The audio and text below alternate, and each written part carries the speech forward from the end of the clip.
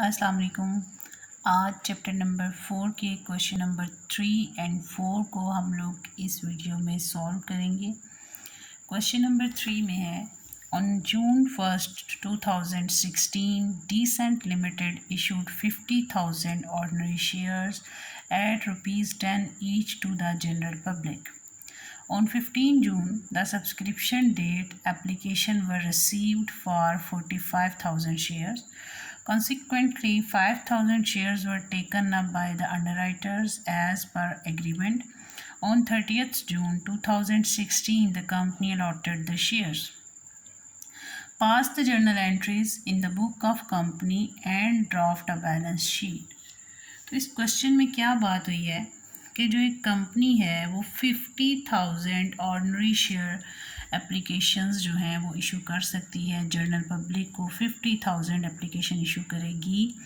अब 15 जून को जो सब्सक्रिप्शन डेट है, बैंक के पास सिर्फ़ और सिर्फ 45,000 शेयर एप्लीकेशन रिसीव हुई हैं।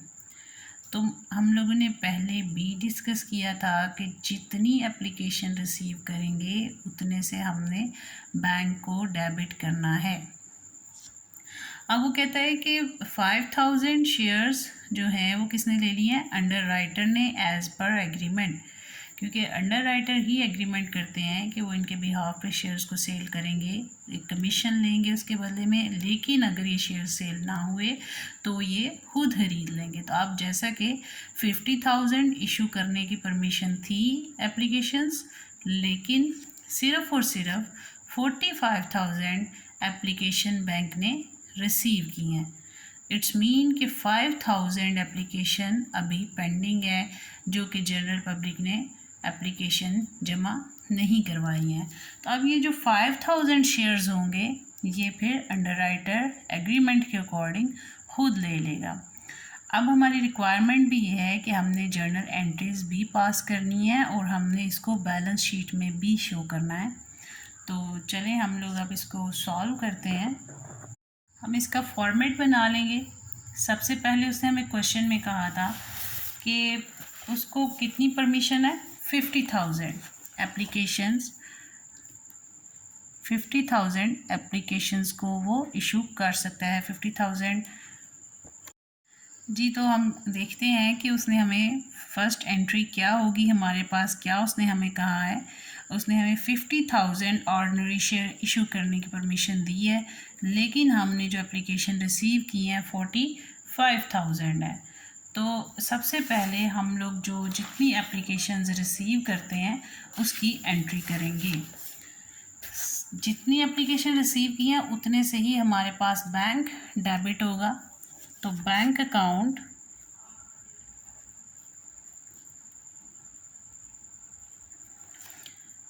किस डेट को डेबिट हो रहा है हमारे पास? 15 जून को। 2016 में 15 जून हमारा सब्सक्रिप्शन डेट थी। तो बैंक हमारे पास डेबिट हो रहा है। कितनी नंबर ऑफ़ एप्लीकेशंस हम लोगों ने रिसीव की हैं? 45,000। और हमारे पास पर शेयर प्राइस क्या है? 10। तो इसके साथ हम ₹10 को मल्टीप्लाई करेंगे तो हमारे पास इसकी अमाउंट आ जाती है। अगर आपको ऑलरेडी अमाउंट गिवन हो तो आपको मल्टीप्लाई करने की ज़रूरत नहीं होती, लेकिन हमें क्वेश्चन में नंबर ऑफ़ शेयर गिवन थे और उसकी अमाउंट अलग गिवन है, इसलिए हमने इसे मल्टीप्लाई करके इसकी अमाउंट को लिखा है।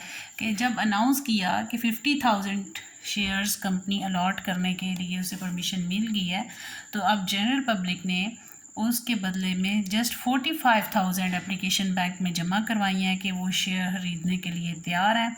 तो अब बैंक में जो पैसा आया है उससे हमारा एसेट इंक्रीज़ हो गया। बैंक कंपनी का एसेट है, एसेट्स इंक्रीज़ होते हैं तो वो डेबिट होते हैं। अब क्रेडिट क्या होगा? लाइबिलिटी क्या बनी है? ऑर्डिनरी शेयर एप्लीकेशन, ये हमारे पास लाइबिलिटी बन गई है और ये भी 4,500 4,50,000 से क्रेडिट होगी। अब हम इसकी नरेशन भी लिखेंगे। Being share application received from general public.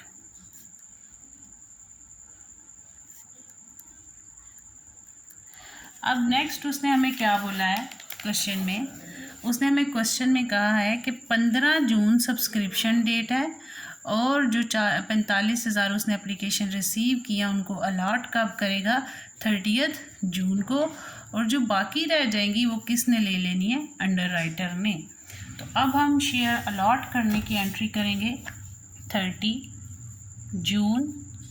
Share जब अलॉट करते हैं तो इसको हम लोग डेबिट कर देते हैं, ऑर्डिनरी शेयर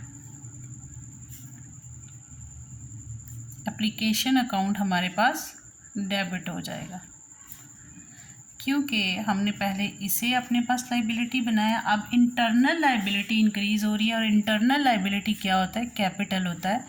तो हम लोग लिखेंगे ordinary share capital account credit. हम लोग हमेशा कैपिटल को पार वैल्यू से क्रेडिट करते हैं। आपसे पहले भी इस बात पे डिस्कशन हुई कि अगर तो हम लोग गिवन अमाउंट जो हमने इशू करने हैं शेयर्स उससे ज़्यादा रिसीव कर लें तो हम सिर्फ उतने ही शेयर अलॉट कर सकते हैं जितने की परमिशन हो, लेकिन अगर उससे कम रिसीव करें तो जितनी हम लोगों ने रिसीव करनी है उतनी ही अलॉट करनी है। यहाँ पे हमने जो एप्लीकेशन रिसीव की हैं जनरल पब्लिक से 45,000 की हैं, तो अब अलॉट भी उतनी ही होंगी और पावर वैल्यू से होंगी 4,50,000 और कैपिटल भी उतने से ही क्रेडिट होगा। इसकी भी नरेशन लिखेंगे, being 45,000 shares allotted to general public. अब उसने क्वेश्चन में कहा था 5,000 shares were taken by underwriter as per agreement, कि जो उसका एग्रीमेंट था कि कमीशन बेस पे सेल करता हूँ, लेकिन अगर जो ना सेल हुए वो मैं खुद खरीद लूँगा, ये अंडरराइटर का एग्रीमेंट होता है कंपनी के साथ। तो अब जो नहीं सेल हुए वो कितने हैं, 5,000, क्योंकि टोटल हमें इशू करने की परमिशन थी 50,000। तो अब जो 5,000 अनसोल्ड हैं वो खुद अंडरराइटर खरीदेगा, और जब अंडरराइटर शेयर को लेता है उसे किसी एप्लीकेशन को जमा करवाने की ज़रूरत नहीं पड़ती, और उसमें हमारे पास डायरेक्ट बैंक अकाउंट डेबिट और कैपिटल क्रेडिट होता है, ordinary share capital account credit, क्योंकि वो उतने पैसे बैंक में जमा करवा देगा, बैंक हमारा इंक्रीज़ हो जाएगा। कितने नंबर ऑफ़ शेयर उसने लिए हैं, 5,000, और पर शेयर हमारे पास प्राइस क्या है, 10, और टोटल कितनी होगी 50,000, और शेयर कैपिटल भी 50,000 से इंक्रीज़ हो जाएगा। और हम लोग इसकी नरेशन लिखेंगे, बीइंग शेयर टेकन बाय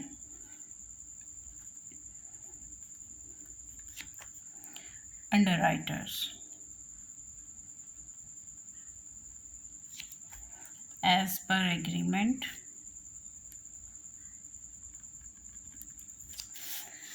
अब हमें उसने क्वेश्चन में इसकी एंट्रीज का भी बोला था। हमें क्वेश्चन में अथोराइज्ड कैपिटल गिवन नहीं है, लेकिन हम लोग उसकी हेडिंग ज़रूर देंगे अथोराइज्ड कैपिटल की।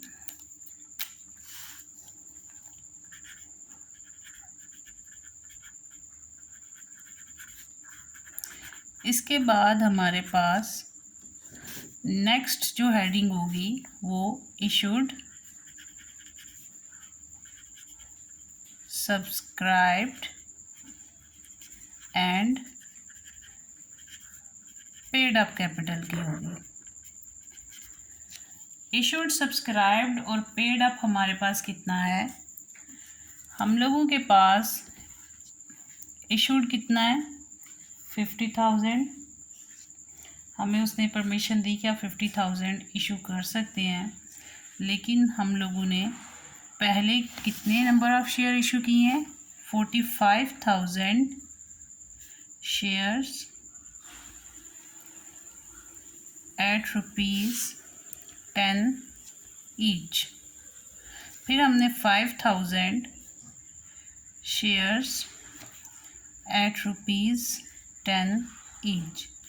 तो ये 50,000 हो गए और ये हमारे पास 450,000 हो गए कि यहाँ पे भी कैपिटल क्रेडिट हुआ है और यहाँ भी कैपिटल क्रेडिट हुआ है। यहाँ पे 5,000 शेयर्स की वजह से, जिसकी प्राइस हमारे पास 50,000 है, यहाँ 45,000 शेयर्स की वजह से क्रेडिट हुआ है और हमने अपने कैपिटल को लिख दिया है। अब हमारे पास करंट एसेट की हेडिंग आएगी। करंट एसेट्स में हमारे पास कौन से एसेट्स हैं? बैंक है, हम लोग बैंक को लिखेंगे। बैंक हमारे पास एक दफ़ा यहाँ पे डेबिट हुआ है, फिर हमारे पास इस एंट्री में डेबिट हुआ है। तो बैंक कितने से डेबिट हुआ है? 450,000 से बैंक बैलेंस ₹450,000। फिर कितने से डेबिट हुआ है? 50,000 से प्लस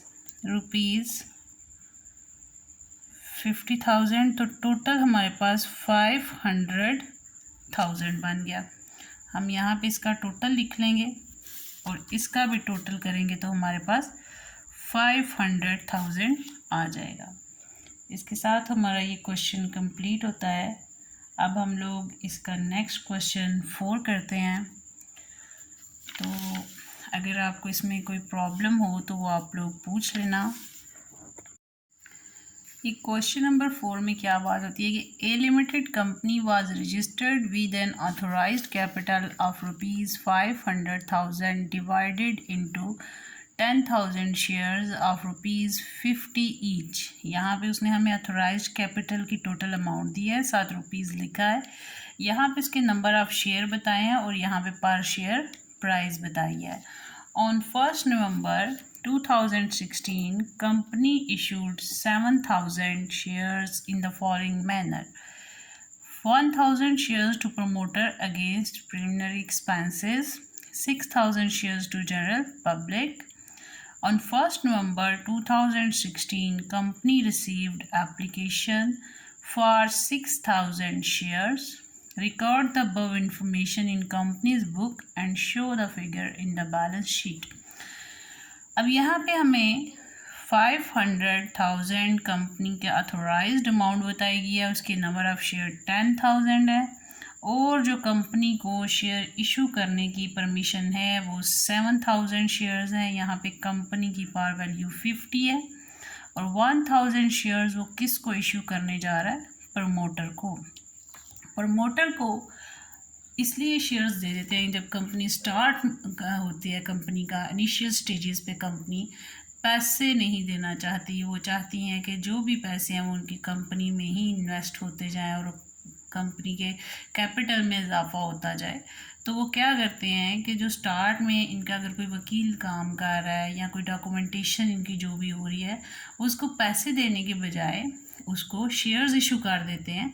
तो इसलिए वो उसे प्रमोट जो उसकी कंपनी को प्रमोट कर रहे होते हैं, जो उसकी कंपनी की एडवर्टीज़मेंट कर रहे होते हैं, उन लोगों को भी शेयर्स अलॉट किए जाते हैं, प्रमोटर्स को शेयर्स अलॉट किए जाते हैं। तो इसलिए इनिशियल एक्सपेंसेस को प्रिलिमिनरी एक्सपेंसेस के नाम से लिख लेते हैं और इसके बदले में ऑर्डिनरी शेयर कैपिटल को क्रेडिट कर देते हैं। अब वो कहते हैं कि जो जनरल पब्लिक को ऑफ़र करने हैं वो 6,000 ऑफ़र करने हैं। जब 6,000 ऑफ़र किए हैं तो उसने एप्लीकेशन कितनी रिसीव की हैं वो हम देखेंगे। On 15 November 2016 company received application for 6,000, मतलब कि जितनी उसने एप्लीकेशन इशू करना चाही जनरल पब्लिक को उतनी ही उसने रिसीव कर ली, ना उससे कम और ना उससे ज़्यादा। अब हम लोग इसकी एंट्रीज़ को रिकॉर्ड करते हैं और फिर हम लोग उसको बैलेंस शीट में भी शो करेंगे। तो 1,000 shares to promoter against preliminary expenses means सबसे पहले हम लोग इसकी एंट्री करते हैं कि जो हमने एक्सपेंसेस वगैरह पे करने थे उसके बदले में शेयर अलॉट किए हैं, तो हम इसकी रिकॉर्डिंग करेंगे। ये हमारे पास कब हुआ कि बिल्कुल स्टार्ट में 1 नवंबर 2016 में। तो हम लोग लिखेंगे 2016 नवंबर 1 हमारे पास preliminary expenses account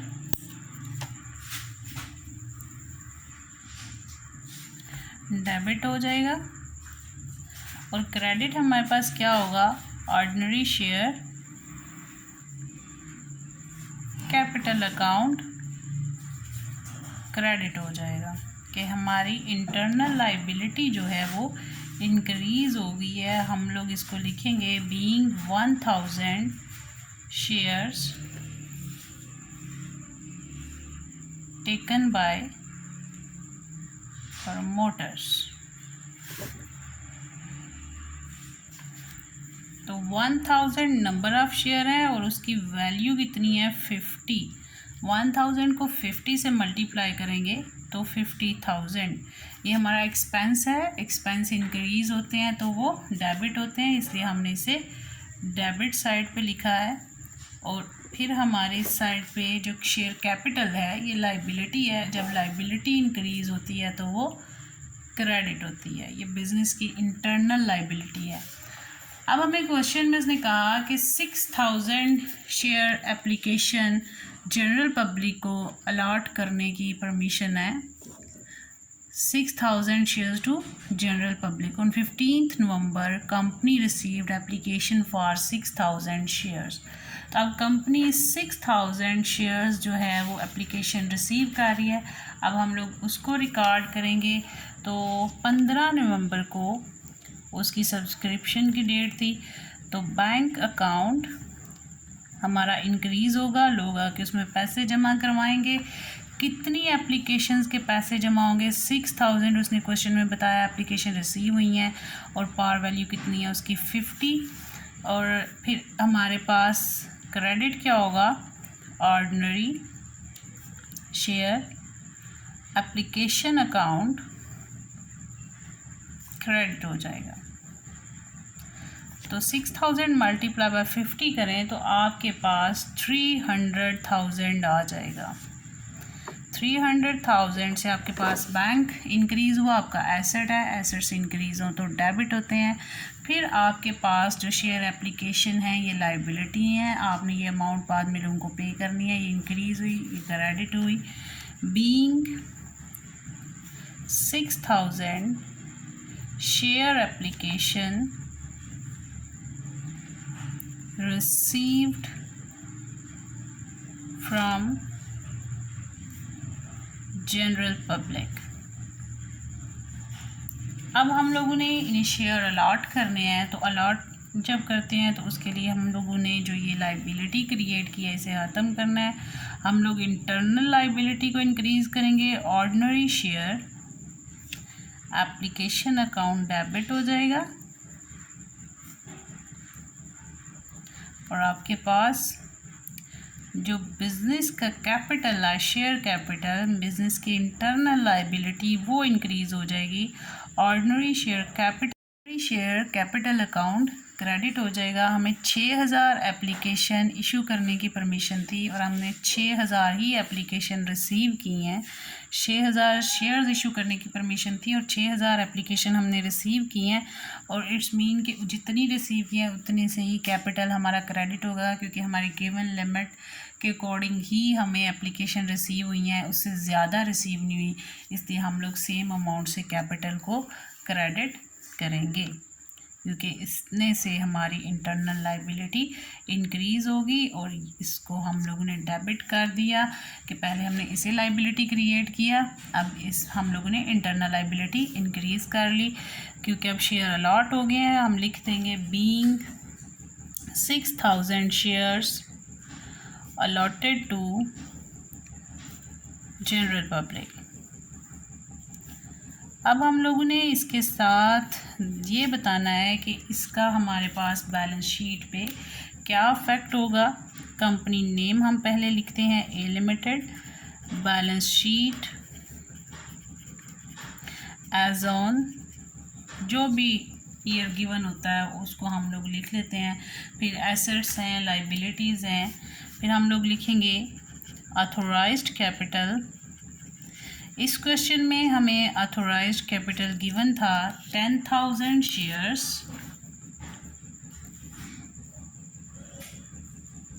eight ₹50 each. तो कितना ऑथोराइज्ड कैपिटल बना, 5 लाख, लेकिन हमने इसे टोटल में ऐड नहीं करना होता।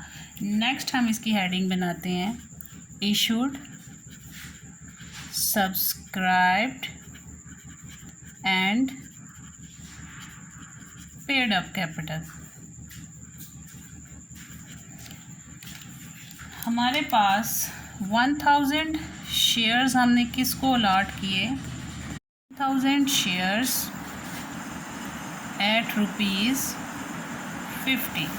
ये जो हमने प्रमोटर को अलॉट किए थे ये वो शेयर्स हैं, इसलिए कैपिटल यहाँ पे क्रेडिट हुआ, तो हम लोग यहाँ पे अपने कैपिटल को इसमें इंक्रीज़ कर रहे हैं। 1050 पे इंक्रीज़ हुए तो 50,000 हमारे पास अमाउंट आ गई शेयर कैपिटल की। फिर हमारे पास शेयर कैपिटल इंक्रीज़ हुआ है जब 6000 एप्लीकेशन की बिहाफ पे हमने 6000 शेयर्स अलॉट किए हैं, तो 6000 शेयर्स एट ₹50, तो हमारे पास उसकी क्या अमाउंट आई थी, 300,000। अब प्रिलिमिनरी एक्सपेंस क्या है, ये डेफर्ड कॉस्ट होती है बिजनेस की। इसकी हम हेडिंग दे लेंगे डेफर्ड कॉस्ट, और फिर हमारे पास सेकंड हेडिंग इसमें क्या होगी, करंट एसेट्स। डेफर्ड कॉस्ट क्या है, प्रिलिमिनरी एक्सपेंस कितना है हमारे पास, ये एक्सपेंस 50,000। और करंट एसेट हमारे पास बैंक अकाउंट डेबिट हुआ है 300,000 से, और हमारे पास कहीं भी बैंक अकाउंट डेबिट नहीं हुआ, तो हम यहाँ पे बैंक बैलेंस लिख देंगे 300,000। अब हम इसका टोटल करें 300,000 प्लस 50,000, 350,000 आ जाएगा। इसका भी टोटल करें तो 350,000 आ जाएगा। हम इसमें ये अमाउंट ऐड नहीं करते, जस्ट कंपनी की पोजीशन को शो करने के लिए हम लोग इसको लिख देते हैं कि कंपनी के जो हमारी जब ऑथोराइज्ड हुई थी, हमारी कंपनी रजिस्टर हुई थी, तो इतने अमाउंट के साथ रजिस्टर हुई थी, इतना हमारा ऑथोराइज्ड कैपिटल था। तो इसके साथ हमारा ये क्वेश्चन नंबर 4 कंप्लीट होता है। अगर आपको किसी चीज़ में कोई कन्फ्यूजन हो तो आप लोग कमेंट बॉक्स में पूछ सकते हो। थैंक यू, अल्लाह हाफ़िज़।